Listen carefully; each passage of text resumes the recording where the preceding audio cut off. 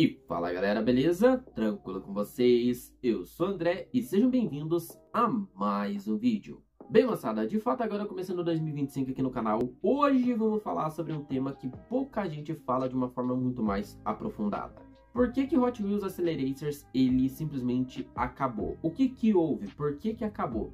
Vamos desmistificar todas essas teorias e vamos falar o real motivo por trás que a Mattel decidiu acabar com o anime. Eu sei que não é anime, que é desenho, mas foda-se. Bem, moçada, para muita gente que chegou a acompanhar Hot Wheels Accelerators, sabe que foi uma franquia muito interessante. E nesse meio tempo, a gente teve ali vários filmes que foram sendo, digamos assim, muito importantes para o futuro da franquia Hot Wheels. Para quem é amante, de fato, desse mundo, sabe que Hot Wheels Accelerators teve uma importância muito grande na cultura do carrinho em si, do produto em si.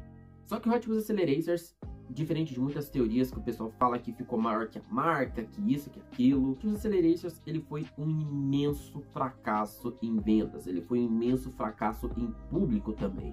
A Mattel, hoje, ela depende muito de criar os seus desenhos para poder vender os seus produtos. E com isso, Hot Wheels Accelerators ele veio com uma proposta muito boa de ser uma série de filmes que trariam, digamos assim, uma storyline para poder explicar muito aquele motivo, para poder explicar muito aquele universo e cada carro ser um carro icônico. A Mattel, ela investiu muito dinheiro na produção do Hot Wheels Accelerators em 2005.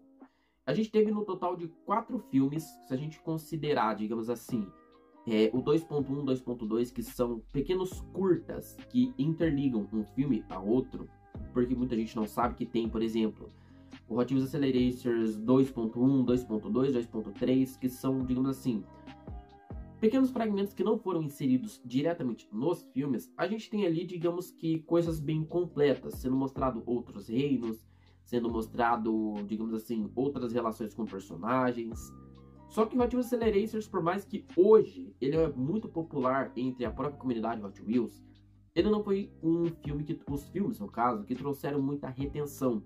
Ele foi, na verdade, numa época muito complicada, cara. Ele foi jogado pra mídia numa época muito complicada ali da própria Mattel, numa época muito complicada do próprio público. Em 2005, quando ele foi lançado, Hot Wheels Accelerators ele começou no filme Ignição com uma proposta muito interessante de apresentar esse mundo das corridas e apresentar um novo universo dentro do mundo de Hot Wheels. A gente estava muito acostumado com, digamos assim, filmes de Hot Wheels que eram muito genéricos, eram aqueles filmes, digamos assim, que já era clichê.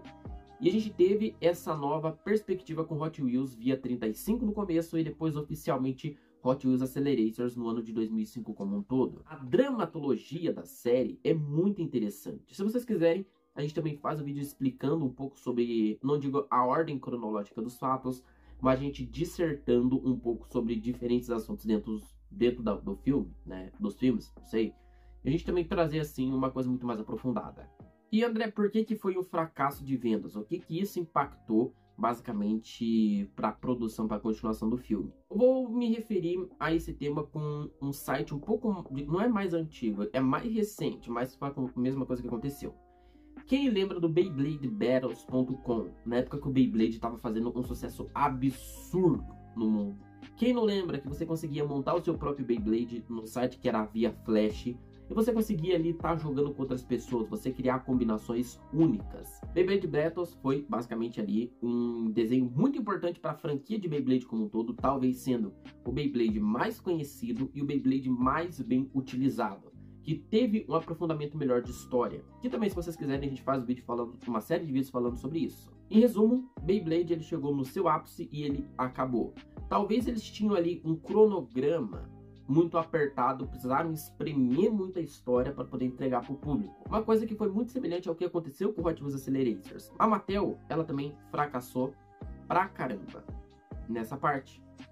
Porque, digamos assim, que de 2005 a 2010, mais ou menos, a maior parte desses jogos, como aqueles jogos antigos do Bakugan, de navegador, do Ben 10, de Beyblade, até mesmo outros jogos, cara, foram jogos que começaram a, digamos assim, decair um pouco, porque a galera já estava cansada, era a mesma coisa, eram jogos muito genéricos. Até mesmo os próprios jogos de Hot Wheels dessa época eram genéricos.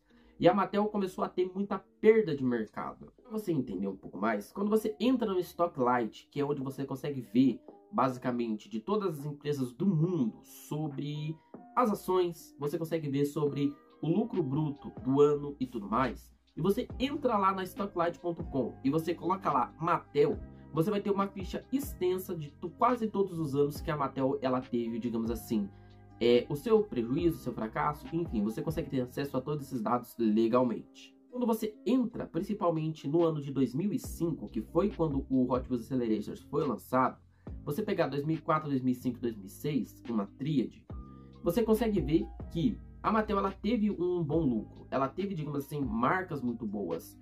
Só que, em muito resumo, para você que é leigo, para poder explicar, a Mattel, basicamente, ela teve que pagar uma carga tributária nos Estados Unidos muito, mas muito violenta. Imagina você ter um lucro de 300 milhões, ou digamos assim, um lucro de 300 bilhões de dólares por ano. Claro que eu acho que deve ser uns 300 milhões, eu não lembro se é milhões ou bilhões. Editor, se puder colocar na tela para mim, Deus te abençoe né, se eu falar merda. Digamos que a Mattel tenha tido um lucro de 300 milhões por ano com as vendas dos produtos. E ela teve que pagar em torno de 150 milhões, 160 milhões ou até um pouquinho mais. Isso é mais do que a metade do que ela conseguiu vender. E se você levar em consideração que uma empresa, por mais que seja estadunidense, ela precisa ter o lucro para poder pagar os funcionários, agregar valor à empresa, digamos assim, ela reinvestir esse dinheiro, para a Mattel ficou muito pouco. E nos anos de 2005 a 2006, né, não, na verdade 2004 a 2006, a gente teve muitos outros problemas também. Outras marcas, por exemplo, a Barbie teve problema, Hot Wheels teve problema. E de 2004, galera, a 2006, a gente teve muitas outras marcas da própria Mattel que também tiveram problemas.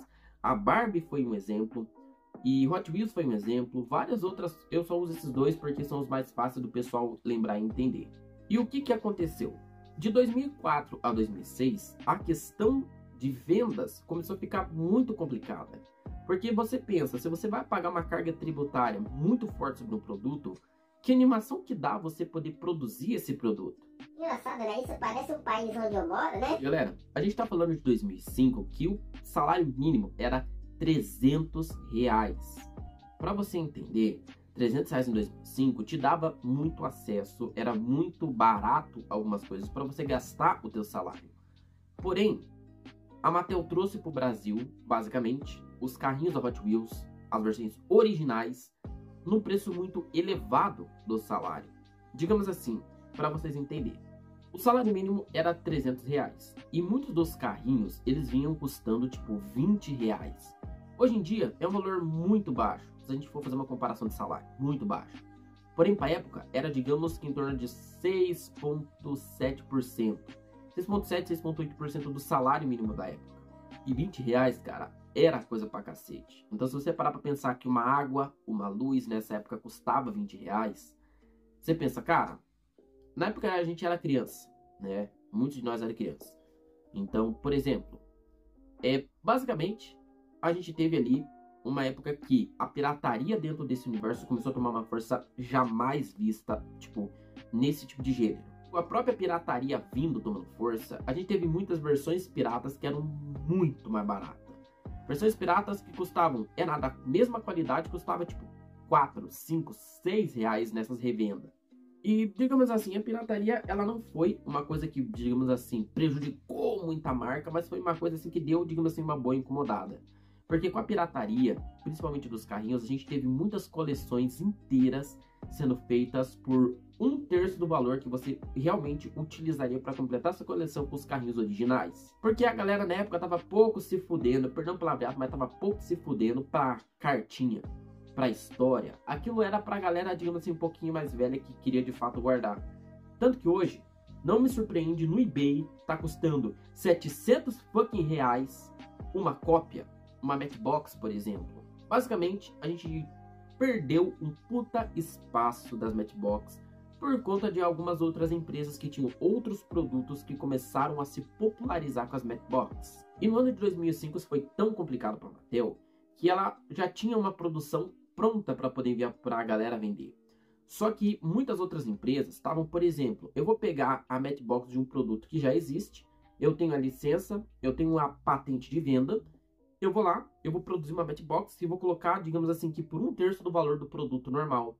Vamos tentar exemplificar de uma forma mais simples. você vai comprar uma Barbie. E essa Barbie você vai pagar R$100 hoje. Só que você tem uma outra opção numa loja, que é a mesma Barbie, que ela vem com uma cozinhazinha, ela vem com o Ken, ela vem com o cachorrinho, ela vem com o castelinho, tudo dentro de uma Matchbox. E ela custa 1/3 desse valor. Qual que você acha que vai ser a escolhida por todo mundo que gosta da Barbie? Foi a mesma coisa que aconteceu com o Hot Wheels Accelerators nessa época. Os carrinhos originais começaram a perder muito espaço para as Matchbox. E essa perda de espaço, cara, começou a gerar na comunidade uma coisa muito frustrante. Porque, bem, talvez ali a Mattel ela não ter ficado nada feliz conforme ela viu ela perdendo venda para as Matchbox, para a pirataria e principalmente, talvez, a carga tributária que naquela época era muito forte nos Estados Unidos. E, consequentemente, galera, para vocês entenderem um pouco da questão, anos depois, a própria Mattel derrubou vários canais que tinham conteúdo de Hot Wheels Accelerators no próprio YouTube, como o Shirako Takamoto, por exemplo. E foi um canal que durante muito tempo eu assisti Hot Wheels Accelerators lá. Se eu não tivesse baixado, você não acharia esses filmes.